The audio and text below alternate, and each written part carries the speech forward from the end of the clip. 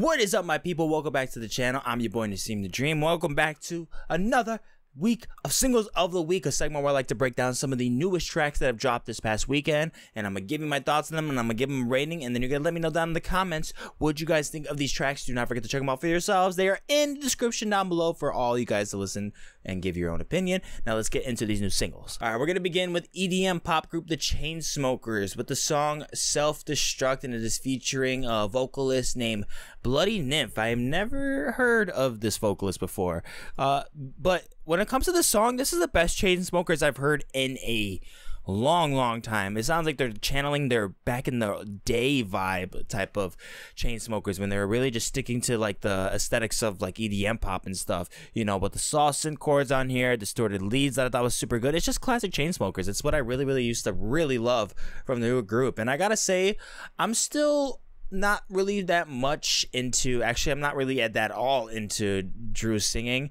but this is still not that bad. It doesn't ruin the entire song for me, but I still hope that they really keep up with this method because it's good for now. All right, next we got progressive rock band Papadozio giving us the track Fossil, dashing in some jazz and some really good old jam vibes on this. I thought it was pretty smooth. It had some really cool hyper moments that I thought were interesting on here, while they really just gave in that, you know, a little jam energy burst also that I thought it was like a nice burst of excitement. I enjoyed it. I can't really say the vocals were that crazy on here or pleasant. Can't really mention that how much I really liked them on here. I think I would have been fine if it was a straight instrumental. It's pretty but I think it's a cool jam, and it's funny how they're talking about dinosaurs, so it's cool. All right, and then apparently there's gonna be a Flaming Hot Cheetos movie. I mean, it's called Flaming Hot. I think it has something to do with the business side of Cheetos, but whatever. This song is called The Fire Inside, and it is by the one and only Latina pop star Becky G.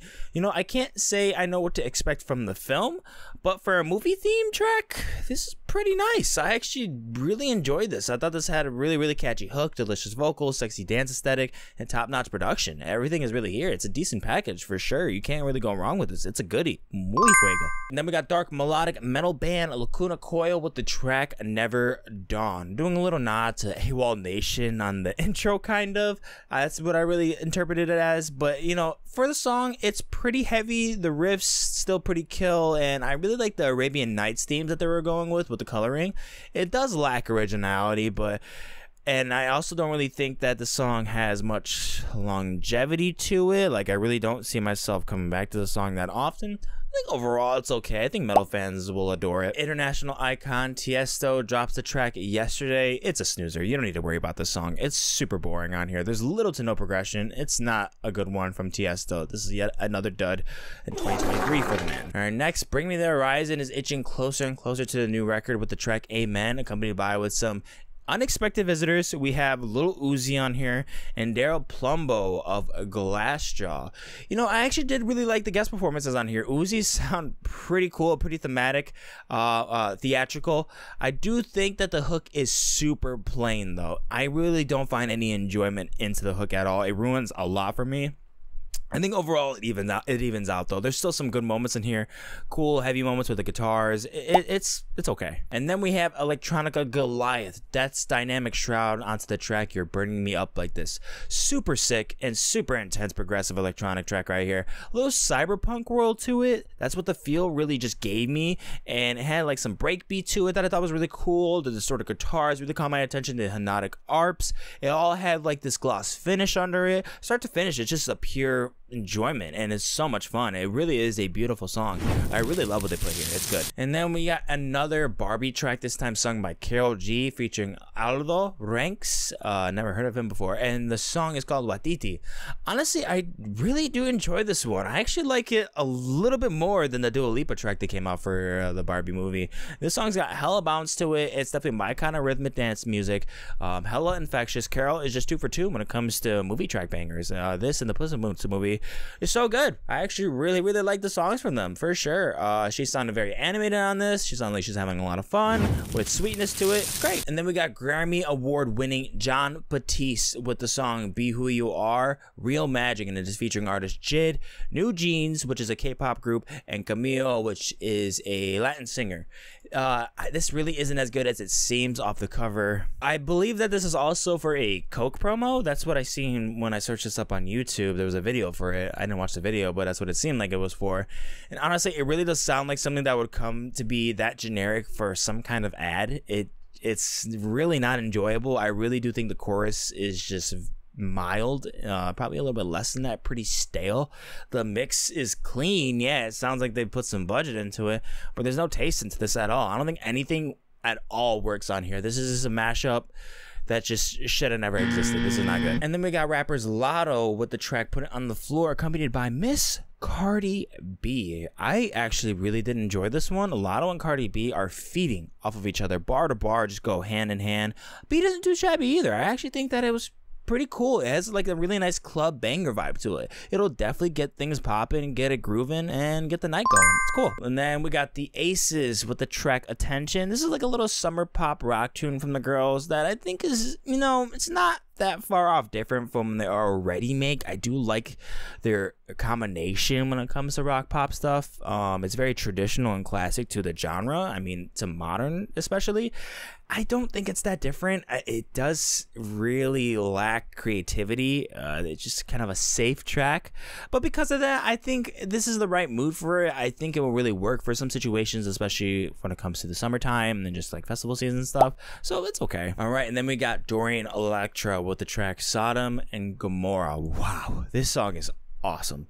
It is so awesome. It's really hard to wrap my head around this track because there's so much going on here. Dorian is bringing the heat with the most extraordinary way possible, still firing up the S&M energy with some gnarly ass production.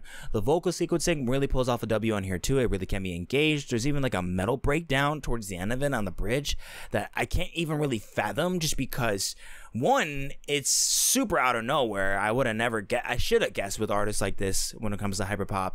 They just really just know how to get intense out of nowhere. But on top of that, it's actually a sick ass breakdown. It's some better than the ones of artists that have been doing metal music and gent music for all their entire careers, and it's actually super sick. Such an evil, like, sinister energy to it that it really makes me want to just get crazy and get like pull off a riot or something. I don't know, it's sick, dude. All right, then we're gonna continue off with the hyper pop vibes with LSDXOXO with the track Double Tap, getting super duper horny on this, like literally horny ass song, my guy. I like the darkness, I like the grittiness to the song. It has some pounding distortions and some metallic synthesizers that I thought were very bold.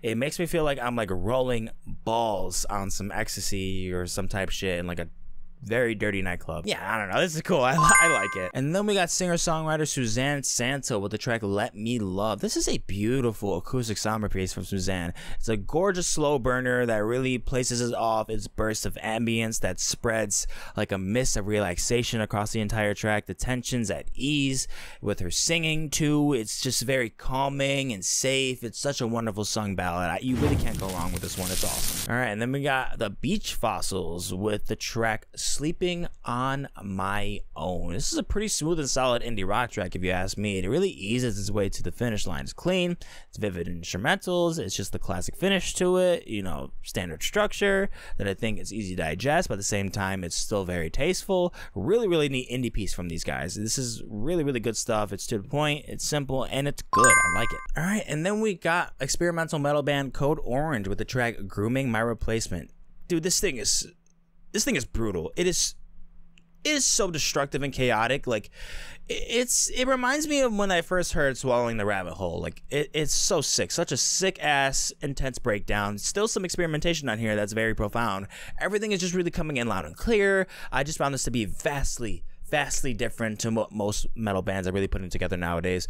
It has the same heavy metal aesthetic and structure to it, yet it has this enhancement that really elevates it from its performance, for the experience, and for the aesthetic. Such a sick ass song. All right, and then we got MGK coming back to the hip hop game, giving hip hop another chance all of a sudden. Makes sense, because it seemed like Mainstream Sellout bombed pretty hard. I don't know.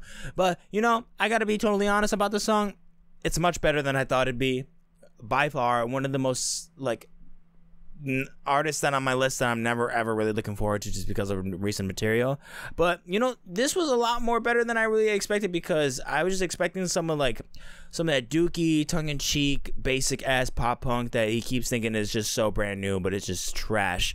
But, you know, for a hip-hop track coming back to it, I don't think it's that bad. Sure, the la la la's on the hook, they can get a bit annoying for sure. And that third switch up compressed the shit. Like, it's the production is just bad. It needs hella work. The distortions are clashing all the time. It just doesn't sound good at all, really. But the first switch up was pretty decent. I just felt like he was at a much better level of performance when he was doing this shit. And yeah, I don't know. I guess he's back at doing hip hop, so I guess I would like to see where this goes in a sense. But yeah, overall, the song's not bad. And then we got Ed Sheeran coming out with a track called A Beautiful Game. This song was made a piano ballad for the TV show Ted Lasso. I mean, it sounded like a Ed Sheeran track. If you know Ed Sheeran, you could expect the same exact thing. You know, slow-paced pianos on here, just leading up to it. You know, some background music coming out very slowly towards the end as a crescendo, towards the bridge. It's boring. I don't know. I don't really care for this. And then we got Kid Cudi dropping a new track this weekend. It is called Porsche Topless. Cudi low-key snapped on this one. This is a crazy wavy song. This song hits super hard. I'm really messing with this beat. Very, very heavy. He's like channeling in his inner Ashton Kutcher, throwing it back to the Man on the Moon Volume 2 days, my guy. I am digging that, my guy. I think, you know, it could lose a little bit of some buff-ups on the leads. Some mixing issues. I feel like some things sounded kind of quiet. But overall, I think it's a pretty solid track, if you ask me. And then we got Grupo Firme out with Los Tucanes de Tijuana on the song Ramón Arellano. I added the song to my favorites like within the first 30 seconds. It's so good. Everything just sounds so rich and fantastic and just flavorful, colorful, and it's just some perfect banda music. Like, the chemistry with these harmonies are so intoxicating. It's addictive. Everything about the song just sounds so fresh, so organic, so abundant. Beautiful cookout banger, and I feel like I'm at my abuelitas whenever I play this stuff. It's a great feeling. And then we got this man Abel the Weeknd back with another track for his new TV show The Idol, and this song is called Popular, and it is with artist Playboi Carti and Madonna this time. He's throwing it back to a 2000s throwback banger, and this hook is just not real. This entire song is not real. This song it doesn't exist. It doesn't exist. How is it this good? It's stupid, dummy, silly fire. Like, god damn, this shit is so good, man. This shit is delicious. What the fuck, man? This dude is not even human. How do I know that the AIs didn't make this shit, dog? That makes no sense. This shit is so good. The singing, dude, Abel, every single time he even takes a breath to spit out a vocal on here, I am on the edge of my seat, because I just cannot believe the way he just feels so wavy and smooth on this song. Like, he connects with it so cohesively. And on top of that, I actually did really think that Playboi Carti and Madonna really did work on this song. I'm not gonna lie, hearing their sequences in the first listen caught me off guard. I don't think that was a bad thing. I think it was just like unexpected with the way it was shown, but like once you're like given into the flow, into like the patterns of the rhythms and stuff, and especially when you hear it a second time and you hear Madonna's secondary vocals on here towards the middle of the track, I think it's just perfect. Everything just works on here.